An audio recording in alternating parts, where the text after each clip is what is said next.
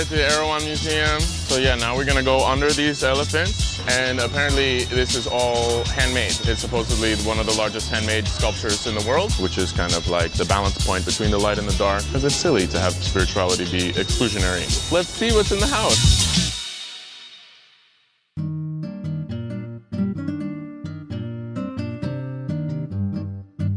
Hi, I'm Thor. We're here at the Erawan Museum, and there's this gorgeous, massive Arowan statue. Because there's a lot of really cool spiritual places in Bangkok, but they also mix the art with this very well. So there's lots of really amazing sculptural work here. There's also a lot of meaning behind it. So I think that's great. I really wanted to check it out. Okay, let's go.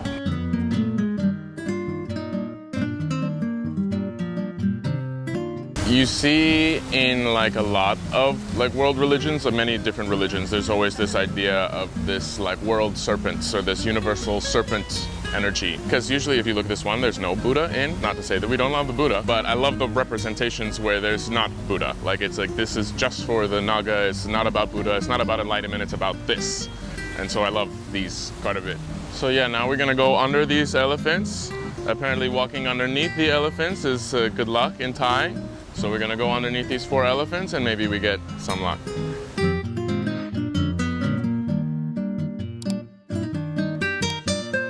So you've been in Bangkok for a while now, right? Been here about 4 months and I love it, it's great. It's like a chill city. Like you can do all of the fun, crazy things that you wanna do in a city, but you can kind of relax and have a mellow time. Cities in the US are always so crazy. Go, go, go, work, work, work, no sleep, no stop. In Bangkok, in Thailand, there's always room for just like a kind of a moment. You can just calm down. In American cities, they don't give a shit about that.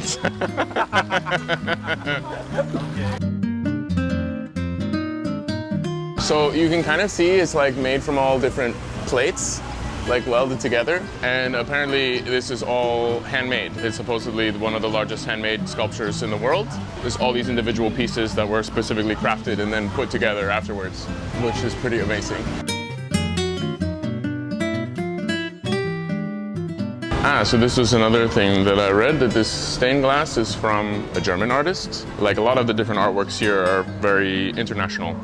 It's like Khmer, Lao, Thai, all these different groups coming together. The idea was to kind of intentionally bring these different pieces together here, reflecting like Hinduism as a religion, that there's so many different cultures, and so they wanted to do that here in this place with lots of different cultural artworks.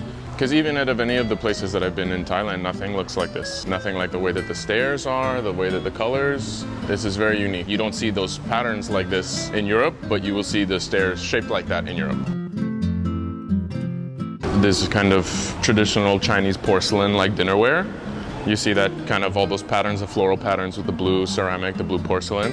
It was really great, super cool. Really the reason that I moved to Bangkok was to start a jewelry design business, so my own jewelry design. And it's just such an artistic place. There's like sculptures everywhere, there's paintings everywhere. A lot of the buildings are decorated, all of like the hotel lobbies are filled with amazing artwork. So many cool museums, but also the way that I find in Thailand they mix the art and the spirituality quite a bit. And so I like to do that in my artwork, just to see that everywhere you go, to see that like outward, you know, manifestation of that, of something that I'm also trying to do. It's a really great place for me to be, really good for my creativity. Yeah, it's awesome.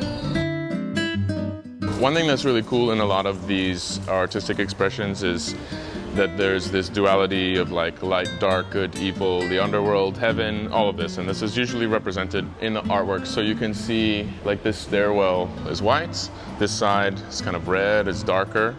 She's got like a nice happy face. This one's playing a drum, like a nice gentle face.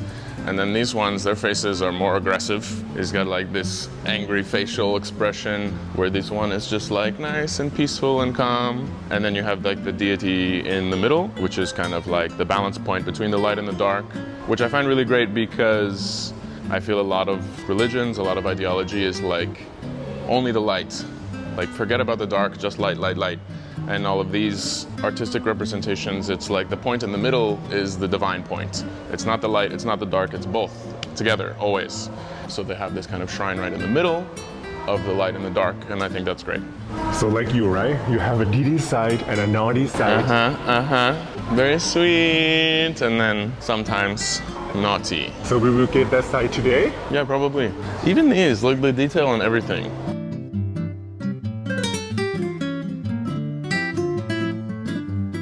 Ron man. Wow. It's actually funny, it's like the reason that we needed to have our shoulders covered, it's like because of the respect of these old statues. Like you can't be indecent in front of these statues. That's the purpose of that. You look at the Buddha on the top, those kind of glass containers, that style of container, that's usually where they have the relics of the Buddha. So maybe like a finger bone or a tooth or something in those, like those 3 glass containers at the very top.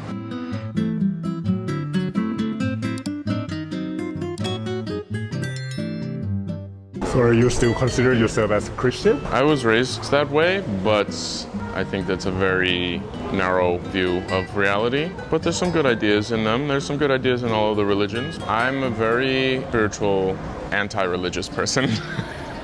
Like here's humanity, here's spirituality, and like religion is someplace in the middle that's like stopping you from getting here.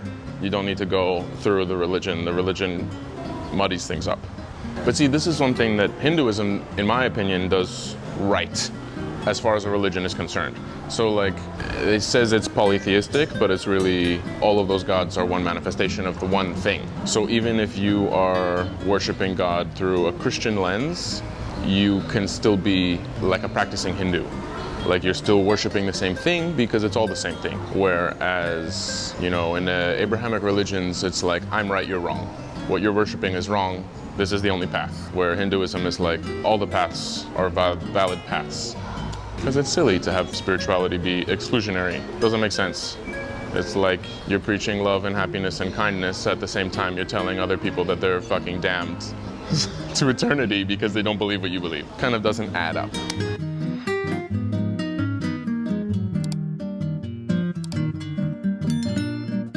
What do you like most here so far?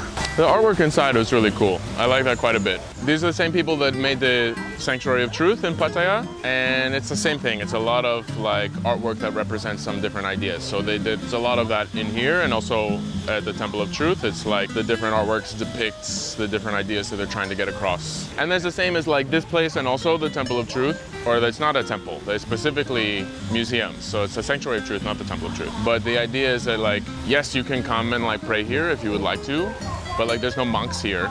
This is not like a religious place, so to speak. It's supposed to kind of just hold the information. So it's like if you want to go and learn about the different things, you can go and learn about it. But it's not like, yeah, there's no monks, they're doing like religious rites or anything here. It's very much so just like the artwork holds the information and the museum holds the artwork, which is a great idea.